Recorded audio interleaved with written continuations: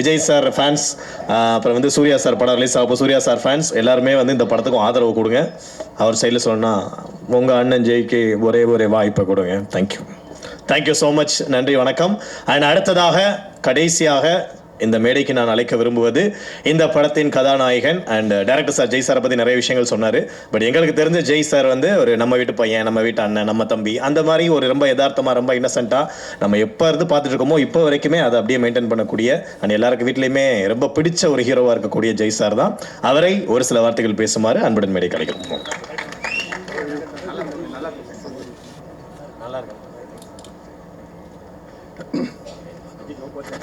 ஒரு விஷயம் மறந்துட்டேன். என்னுடைய அக்கா அவங்க தான் என்னை படிக்க வச்சாங்க. என்னுடைய கஷ்டமான நேரங்கள்லாம் வந்து நான் சின்ன வயசுலேருந்து என்னை வளர்த்தது எங்கள் அக்கா ஆனந்தி. அவங்க இப்போ ஃபாரினில் இருக்காங்க. அவங்களுக்கும் அக்கா ஐ லவ் யூ. சாரிக்கா, மறந்துட்டேன், மன்னிச்சிங்கக்கா.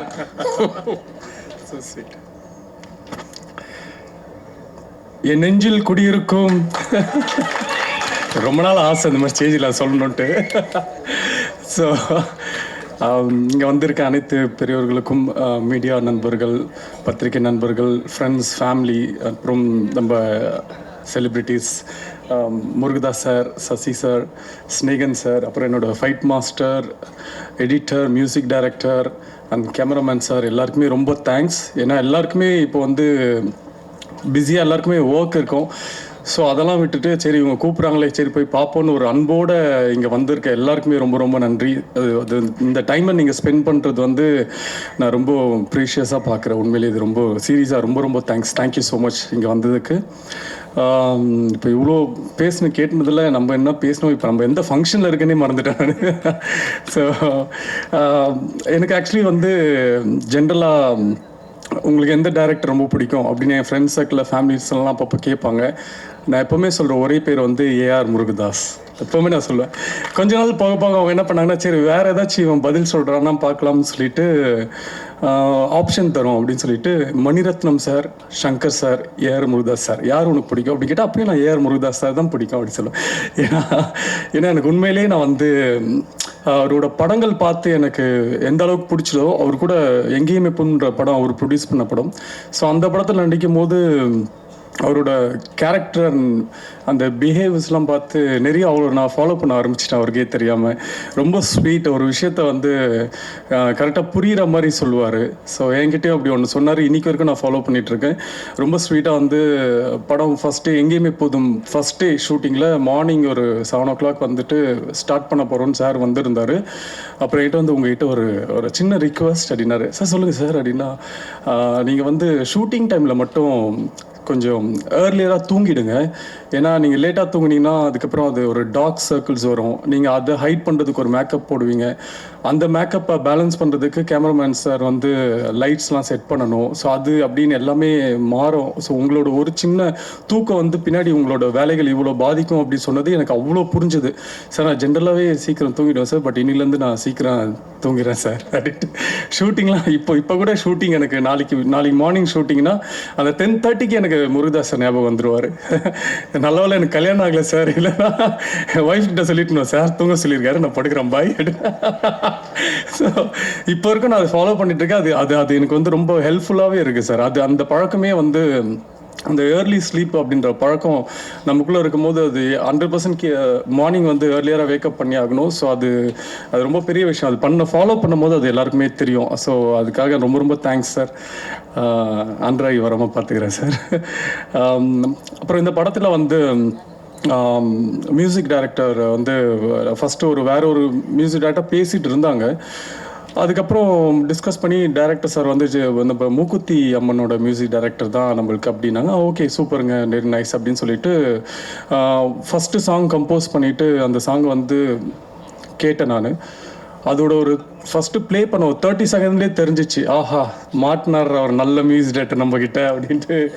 அக்காடி சாங் தான். அக்காடி சாங் வந்து நீங்கள் ஏர்பாட்ஸில் கேட்கும் போது அவ்வளோ ஒரு குவாலிட்டியாக, அவ்வளோ ஒரு புதுசாக, இது கண்டிப்பாக எல்லாருக்குமே பிடிக்கும் அப்படின்ற மாதிரி இருந்தது. அந்த சிங்கிள் ரிலீஸ் ஆகும்போது அப்படி தான் இருந்தது. டக்குன்னு 1 million 2 million 3 million அப்படியே போயிட்டே இருந்தது.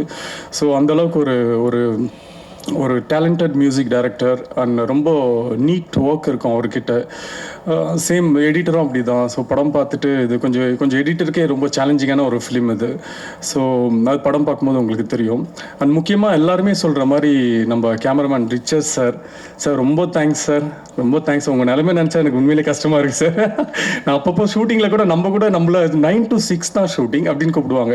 ஓகே அப்படின்னு சொல்லிட்டு மார்னிங் 8 o'clock போயிட்டு ஓகே ரெடி ஆகிட்டு 6 o'clock அந்த 5:30 சொல்லுவாங்க, டார்லிங் அந்த சன்செட்டில் இப்படி ஒரு ஷாட் இருந்தால் நல்லா இருக்குமே அப்படின்னு சொல்லி ஷார்ட் அப்புறம் பார்த்தா ஷார்ட்டாகவே இருக்குது. அது ஒரு சீன், அது நைட் 10 மணி தான் முடியும். அப்படி எனக்கு தெரியறதுக்கே 7 மணி ஆகும். ஸோ அதெல்லாம் நான் முடிச்சுட்டு நான் கிளம்பி வீட்டுக்கு போகும்போது சார் முடிஞ்சிச்சா ஷூட்டிங் பேக்கப் ஆயிடுச்சான்னு கேட்டால் இல்லை அவங்க வேறு லொக்கேஷன் போயிருக்காங்க, வேறு ஏதோ ஷூட் பண்ண போயிருக்காங்க. நைட்டு 12 மணி 1 மணி வரைக்கும் ஷூட் முடிச்சுட்டு திரும்ப மார்னிங் 7 o'clock வந்துடுவாங்க. ஸோ அந்தளவுக்கு ஒரு டெடிகேஷன் கேமராமேன் சார் வந்து நான் பார்த்துருக்கேன். நிறைய பேர்கிட்ட ஒர்க் பண்ணிக்கும். சார் வந்து ரொம்ப ஃபாஸ்ட். எனக்கு அவர் ஒர்க் பண்ணுறாருன்னு தெரிஞ்ச உடனே ரொம்ப சந்தோஷமாக இருந்தது. ஏன்னா அப்போ தான் ரீசெண்டாக மாநாடு படம் வந்தது. சார் தான் மாநாடு படத்தோட கேமராமேன். ஸோ அந்த படம் பார்க்கும்போதே தெரியும், அதுவுமே ஒரு கேமராமேன் அண்ட் எடிட்டருக்கு ரொம்ப சேலஞ்சிங்கான ஒரு படம் தான். ஸோ சார் தான் ஒர்க் பண்ணுறாரா வாவ் அப்படின்ட்டு எனக்கு ரொம்ப சந்தோஷமாக இருந்தது. ஸோ அதை நினச்ச மாதிரியே அந்த அந்த ஃப்ரேம்ஸ் அந்த குவாலிட்டி எல்லாமே வந்து நினச்சிட விட ரொம்ப அதிகமாக நல்லா இருந்தது sir. Thank you so much sir. நான் அதை வந்து மறக்கவே மாட்டேன். இந்த படத்துக்கு நீங்கள் வந்தது வந்து எங்களுக்கு ஒரு பெரிய லக்கு. ஸோ சேம் அதே மாதிரி ப்ரொடியூசர் நம்ம பாபு விஜய், அவர் தான் ப்ரொடியூசர். ஒரு ப்ரொடியூசர் கூட வந்து எல்லாரோட ப்ரொடியூசரோட கஷ்டம் வந்து எனக்கு தெரியும். பட் வந்து அவ்வளோ க்ளோஸராக நம்ம பார்த்துருக்க மாட்டோம். ஏன்னா அந்த ப்ரொடியூசருக்கும் ஒரு ஹீரோ ஆக்டருக்குலாம் வந்து ஒரு சின்ன டிஸ்டன்ஸ் இருக்கும். அவங்க எங்கேருந்து பணம் வாங்குறாங்க, அதுக்கு என்ன இன்ட்ரெஸ்ட் பே பண்ணுறாங்க, இது எதுவுமே எந்த ஆக்டருக்குமே தெரியாது. ஸோ அதெல்லாம் தாண்டி இந்த ப்ரொடியூசர்கிட்ட நான் வந்து ஒர்க் பண்ணும்போது எனக்கு ஒரு 10வது நாள் ஷூட்டிங் எனக்கு எப்படி ஆயிடுச்சுன்னா, என்ன 2 நிமிஷம் சும்மா இருக்கீங்க, டக்குன்னு இந்த கொல்த்ரா ஷாட் எடுத்துடலாமா அப்படின்னு நான் கேட்டோன்னே இவங்க என்ன ஷாக்காக பார்க்க ஆரம்பிச்சிட்டாங்க. ஸோ அந்த அளவுக்கு ஒரு ப்ரொடியூசர்னா இவ்வளோ கஷ்டங்கள் இருக்குது அப்படின்றது எனக்கு இந்த படத்தில் தான் ரொம்ப க்ளோஸராக தெரிஞ்சுது. ஸோ ஒரு பியூட்டிஃபுல் ப்ரொடியூசர் நம்மளுக்கு கிடச்சிருக்காரு. கரெக்டான படத்துக்கு தேவையான விஷயங்களை செலவு பண்ணுறது, தேவையில்லாத விஷயத்துக்கு செலவு பண்ணாமல் இருக்கிறது. ஸோ அது எல்லாமே ஒரு குட் குவாலிட்டி ஒரு ப்ரொடியூசருக்கு. ஸோ அது நம்ம பாபு விஜய் சார் பண்ணார். And director Babu Vijay sir வந்து சம்டைம்ஸ் படம் ஷூட்டிங்லாம் முடிஞ்சு எனக்கு கனவுலலாம் வர ஆரம்பிச்சிட்டார். சார் டார்லிங் ரெடி டார்லிங் அப்படின்னு. ஓ வீட்டில் இருக்குமா, ஓகே ஓகே அப்படின்ட்டு அந்த அளவுக்கு எப்படின்னா நம்மளை வந்து டயர்டே ஆக்க மாட்டார். நம்மளுக்கு வீட்டுக்கு போனால் தான் தெரியும் பயங்கரமாக உடம்புலாம் வலிக்குது, என்ன அப்படி பண்ணோம் இன்னைக்கு அப்படின்னா அவ்வளோ சீன்ஸ் நடிச்சிருப்போம். ஒரு நாள்லேயே ஒரு 150 சீன், படத்துலேயே 60 சீன் தானே பாருங்க அப்படின்ற மாதிரி எடுத்துகிட்டே இருப்பார். நம்மளுக்கு டயர்டே ஆகாது. ஆனால் ரொம்ப இன்ட்ரெஸ்டடாக நம்மளை அந்த ஒரு பவருக்குள்ளே கொண்டு வருவார். கொண்டு வந்து வேலையை வந்து கரெக்டாக அவருக்கு வேலையை வாங்க தெரியும். அதே மாதிரி ஏதாச்சும் சின்ன சின்ன சஜஷன் சொன்னால் கூட வந்து அது ரொம்ப அழகாக எடுத்துக்க மாட்டார். இல்லை நான் சொன்னதே நல்லா இருக்கு, அதே பண்ணலாமே அப்படின்னு சொல்லுவார்.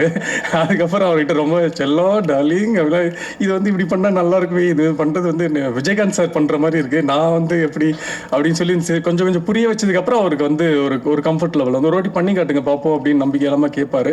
அது பண்ணி காமிச்சதுக்கப்புறம் அவர் ஓகே இது ஓகே அப்படின்வாங்க. ஸோ அவர் அதே மாதிரி தான் அவர் வந்து ஃபஸ்ட்டு என்கிட்ட வந்து கதை சொல்லும் போது, கதை சொல்றதுக்கு முன்னாடி எனக்கு ஒரு பல ஃபோன் கால்கள், எங்கேயுமே போதும் டைரக்டர் சரவணன் கால் பண்ணாரு, தனஞ்சயன் சார் கால் பண்ணாங்க. அப்புறம் நிறைய பேர் எனக்கு கால் பண்ணி இந்த மாதிரி இப்போ யாருப்பா அந்த பாபு விஜய் அப்படின்னு, நான் தான் நெக்ஸ்ட் ஃப்ரைடே மீட் பண்றேன், அப்புறம் டெய்லி எல்லாரும் கால் பண்றீங்க, அப்புறம் இது ஃப்ரைடே இருக்கும் இது தாங்காது அப்படின்னு சொல்லிட்டு நான் அவருக்கு கால் பண்ணி நீங்க நாளைக்கே வந்துருங்க சார் அப்படின்னு சொல்லி கேட்டு அவர் வந்ததுக்கப்புறம் எனக்கு எல்லாருமே இவரோட கதையை கேட்க சொல்லி தான் கால் பண்ணாங்க. பட் இவரு அவர்கிட்ட ஒர்க் பண்ணாருன்னு எனக்கு தெரியாது. அவர் வந்தோடனே யார்கிட்ட ஒர்க் பண்ணீங்கன்னா ஏஆர் முருகதாஸ் சார் கிட்ட தான் ஒர்க் பண்ணேன்னா நம்ம படம் பண்ணலாங்க ஓகேங்க அப்படின்ட்டு. ஏன்னா சார் கிட்ட இருந்து வராங்கன்னா அவங்க வந்து கண்டிப்பாக ஒரு பெரிய ஒரு குவாலிட்டி இருக்கும் அவங்ககிட்ட. ஒரு ஒன்லி சினிமா தான் பேசுவாங்க. நம்ம எங்கேயுமே புதும் சரவணன் சாராக இருந்தாலும் அது சார்கிட்டேருந்து நம்ம பாபு விஜய் வந்தாலுமே அந்த சினிமாவோட அந்த பேஷன் வந்து அவங்ககிட்ட பார்க்கலாம். அது நிறைய நம்மளும் லேர்ன் பண்ணிக்கலாம். இப்போ சாரோட படத்தில் போய் ஒர்க் பண்ணி லேர்ன் பண்ண முடியாததெல்லாம் அவங்களோட அசிஸ்டன்ட் படத்தில் ஒர்க் பண்ணால் லேர்ன் பண்ணிக்கலாம். ஏன்னா ஆல்மோஸ்ட் அவங்களோட பேட்டர்னில் தான் இருப்பாங்க. ஸோ எனக்கு கதை சொன்ன உடனே ரொம்ப பிடிச்சது. அண்ட் அவர் ஒரு நம்பர் ஆஃப் டேட்ஸ் சொன்னார். அதோட ரொம்ப ஏர்லியாக தான் படம் முடித்தாங்க. படம் வந்து ஒரு ஃபர்ஸ்ட் ஹாஃப்லாம் வந்து இப்போ எல்லாரும் சொன்னாங்க படத்தில் நிறைய நம்ம நம்ம மாண்புமிகு தமிழக முதலமைச்சர் விஜய் அண்ணனோட சாயல் இருந்தது அப்படின்ட்டு. அதுக்கு காரணம் என்னென்னா நான் படத்தில் வந்து அவரோட ஃபேன் ஆக்சுவலி. ஸோ அவரோட ஃபேனாக நான் படத்தில் இருப்பேன். ஸோ அதனால அந்த ஃபர்ஸ்ட் ஹாஃபில் கொஞ்சம் அவரை பேஸ் பண்ண சில சீன்ஸ்லாம் வந்து இருக்கும். அவரை மாதிரியே கொஞ்சம் பாடி லாங்குவேஜ் பண்ணுறது, அவர் மாதிரி டைலாக் பேசுகிறது அதெல்லாம் இருக்கும். பட் செகண்ட் ஹாஃபில் கதைக்குள்ளே போகிற மாதிரி ஒரு இம்பேக்டாக இருக்கிற மாதிரி ஒரு ஸ்க்ரீன் பிளே இருக்கும். பட் இது செகண்ட் ஹாஃபே ஒரு பெரிய ஒரு சேலஞ்சிங், ஒரு ஃபஸ்ட்டு டேரக்டருக்கு ஒரு பெரிய சேலஞ்சிங் ஸ்கிரிப்ட் தான். ஏன்னா இது வந்து லைக் ஒரு எக்ஸ்பெரிமெண்ட் மாதிரி தான். அவர் நினச்சார்னா ஈஸியாக ஒரு கமர்ஷியலாக ஒரு செகண்ட் ஹாஃபில் அது கொண்டு போயிருக்கலாம். பட் அவர் எந்த இடத்துலையுமே அதை விடலை. நான் கூட ஒரு இன்ட்ரோல் பேக்கில் கூட நீங்கள் ட்ரெய்லரில் பார்த்த டைலாக் கூட நான் கேட்டிருந்தேன், இது இன்ட்ரோலில் இருந்தால் நல்லா இருக்குமேன்ட்டு. பட் அதுக்குமே அழகான ரீசன்ஸ்லாம் வச்சுருந்தார். இல்லை இப்படி வந்தால் ஹீரோயிசமாக போகணும் செகண்ட் ஹாஃபில், நம்ம கதை அப்படி பேஸ் பண்ணி இல்லை. ஸோ அப்படின்னு சொல்லி படத்துக்கு என்ன வேணுமோ, ஒரு ஹீரோக்குன்ட்டு ஒரு இம்பார்ட்டன்ஸ் மூவியில் இல்லாமல் அந்த கதைக்குன்னு ஒரு இம்பார்ட்டன்ஸோட ப்ளஸ் ஹீரோவை மாசாக எப்படி காட்டுறதுன்னு அந்த அளவுக்கு ஒரு பேக்கேஜாக அவர்கிட்ட இந்த படத்தை எடுத்திருந்தார். ஸோ எல்லாருமே படத்தை வந்து நீங்கள் தேட்டரில் பாருங்கள். நீங்கள் தேட்டரில் பார்த்தீங்கன்னா கண்டிப்பாக என்ஜாய் பண்ணுவீங்கன்ட்டு நான் நம்புகிறேன். அவ்வளோதான்ல. இல்லை எப்போலாம் எது பேசினாலும் பயமாக இருக்குது மார்க் பண்ணி. ஸோ ரொம்ப சந்தோஷம். இந்த படம் மாதிரி தான், நம்ம படத்தோட ட்ரையல் மாதிரி தான் சற்றென்று மாறுது வானிலை. நம்ம இங்கேயே இப்போ ஒரு பெரிய வானிலை மாற்றம் வந்திருக்கு.